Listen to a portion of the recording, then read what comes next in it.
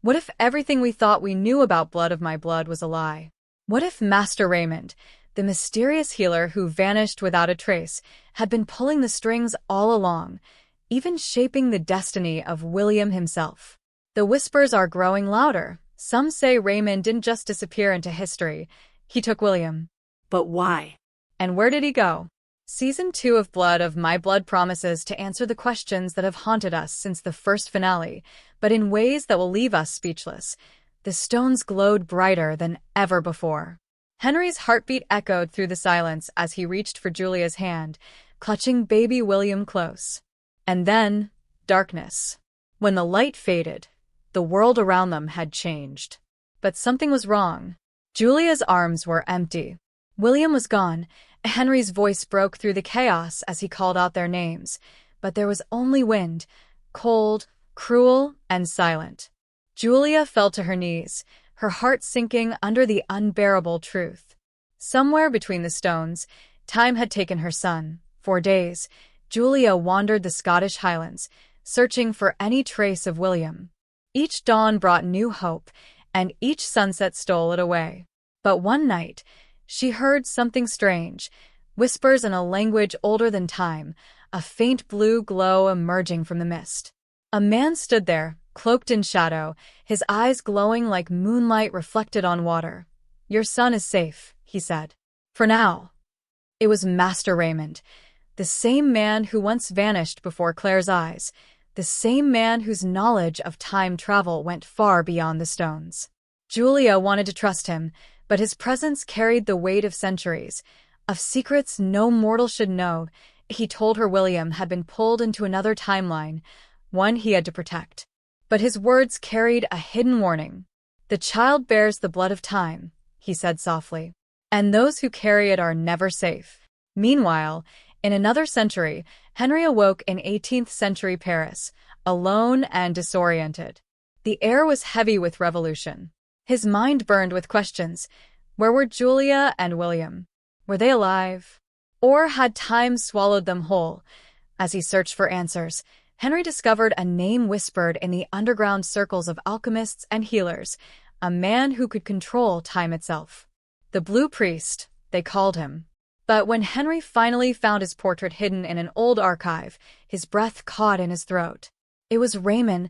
Raymond's shadow seemed to follow every event connected to their family, from Claire's disappearance to the Fraser's curse that spanned generations. The more Henry learned, the clearer it became that Raymond wasn't just an observer. He was a guardian, or perhaps a manipulator. Julia's world, meanwhile, grew darker. The Jacobite rebellion was beginning, and rumors of witchcraft spread like wildfire. Desperate to find her child, she turned to an old healer who claimed to have seen a blue-eyed infant being carried by a man in gray robes through the forest at night. Julia's hope reignited, but so did her fear. Who was this man? And why did he have her son? The trail led Julia to an ancient abbey, ruins once home to monks, now haunted by silence. There, she found symbols carved into the walls, spirals of time, and a name she recognized instantly, Raymond. Beneath it, an inscription read, "The child must not remember." Julia's blood ran cold. Why would anyone want William to forget? Unless he carried a truth that could change everything. Back in Paris, Henry's search took a darker turn. He encountered a secret society devoted to preserving the bloodlines of the travelers. They believed certain families, including his, were chosen to protect the flow of time. But one document stood out. It was marked with a single phrase, "The heir of time, William Fraser."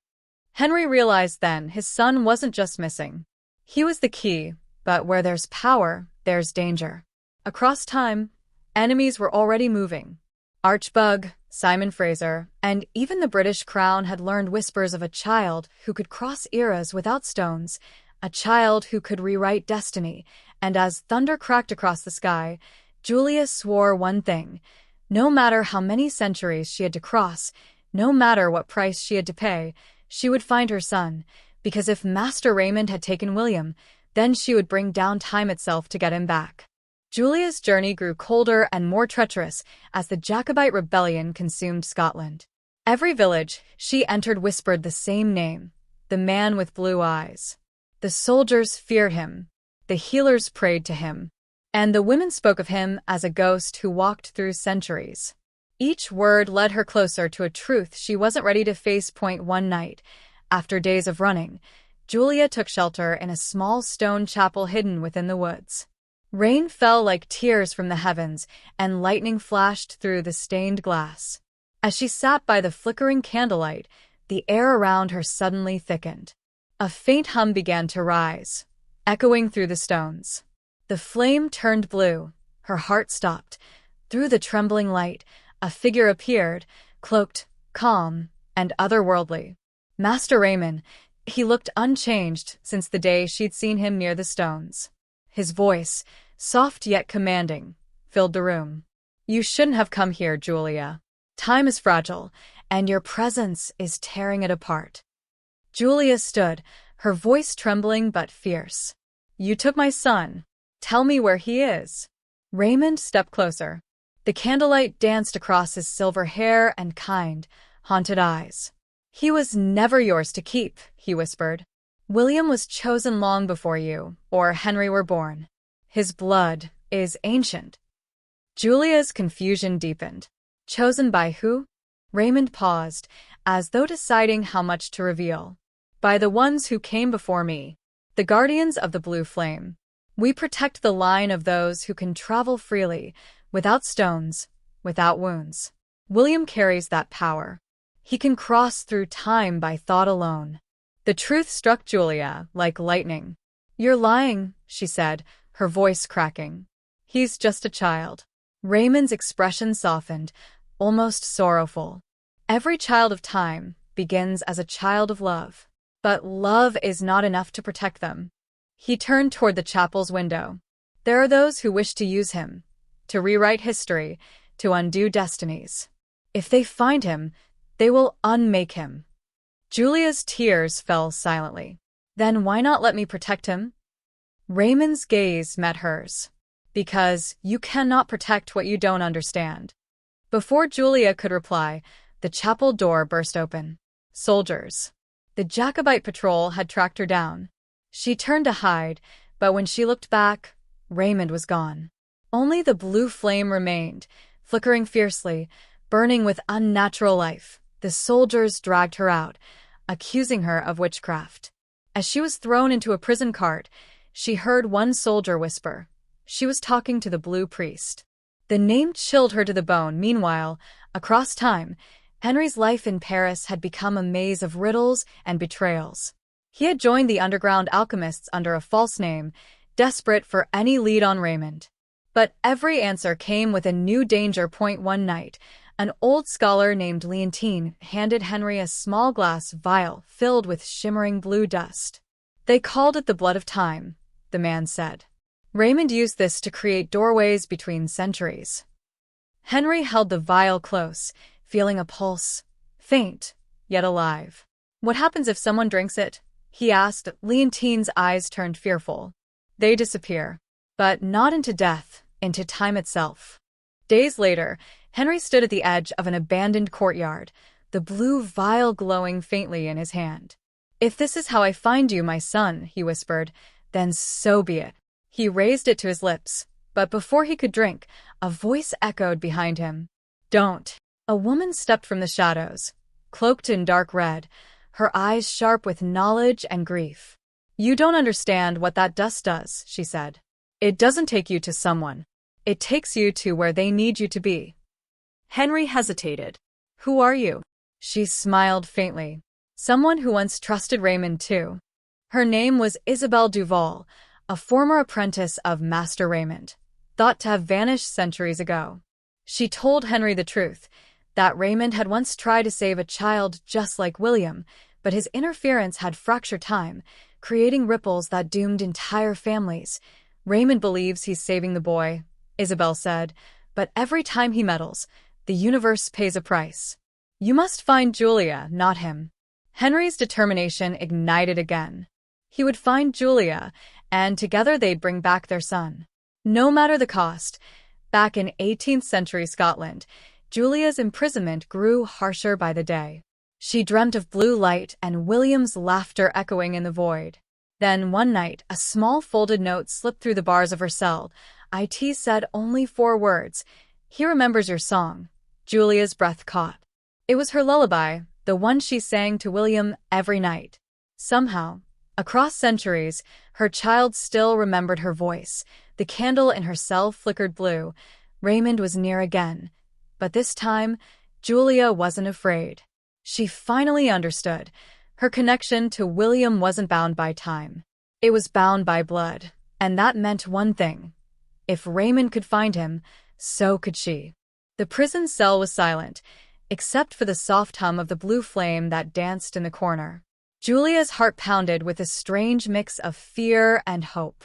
She knew now that Raymond was near, that the power connecting them was more than magic. It was destiny.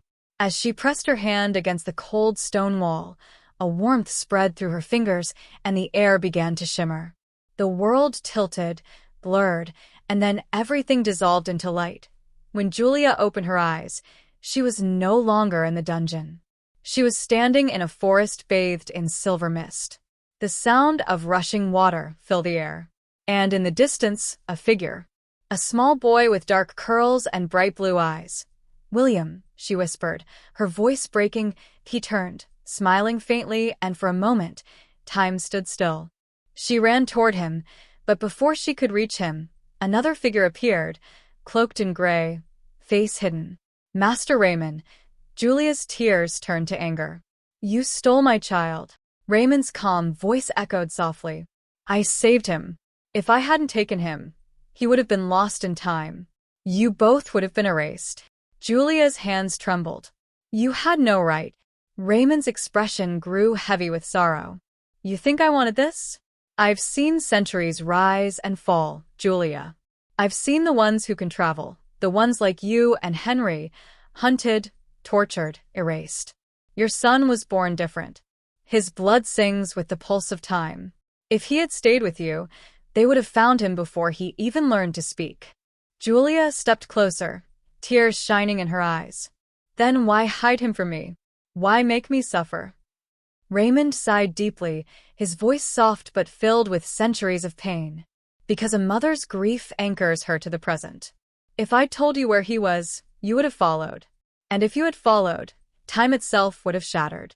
Before Julia could respond, a sudden rumble shook the forest. The ground split, and blue light exploded upward, a portal tearing open. From within, a voice called out. It was Henry. Julia turned toward the light, eyes wide. "Henry?" He stepped through the swirling glow, older, worn, but alive. "Julia, I found you." Their reunion was fierce and trembling. For a brief moment, the three of them, Henry, Julia, and William, stood together again. The family united across centuries. But Raymond's face darkened. "You shouldn't have come," he warned. "You've opened the last door." The blue light flared violently, and the forest began to disintegrate. Trees twisted, shadows melted. Time itself was collapsing. Henry grabbed Julia's hand. "We can go back through the stones. They'll take us home." Raymond shook his head. "Not anymore. You've crossed too far. There's only one way to fix this." He knelt before William and whispered something only the child could hear. William nodded, his small face solemn. Ancient beyond his years, Julia's voice trembled. "What did you tell him?" Raymond's gaze softened. "He knows what he must do." The child stepped forward into the blue light, his hand raised. The wind roared as the light bent around him. Julia screamed, trying to reach him, but Henry held her back. "Let him go," Raymond said. "He's restoring the balance." The world erupted in silence. Then, stillness. When Julia opened her eyes again, she was lying in the grass beside the ancient stones. The sun was rising. Henry was beside her, breathing heavily. But William was gone. Julia's cry broke the morning air. "No, no, please." Raymond's voice came softly, though he was nowhere to be seen. "He is safe. He walks where time begins. One day, you will meet him again, when the stones call you both."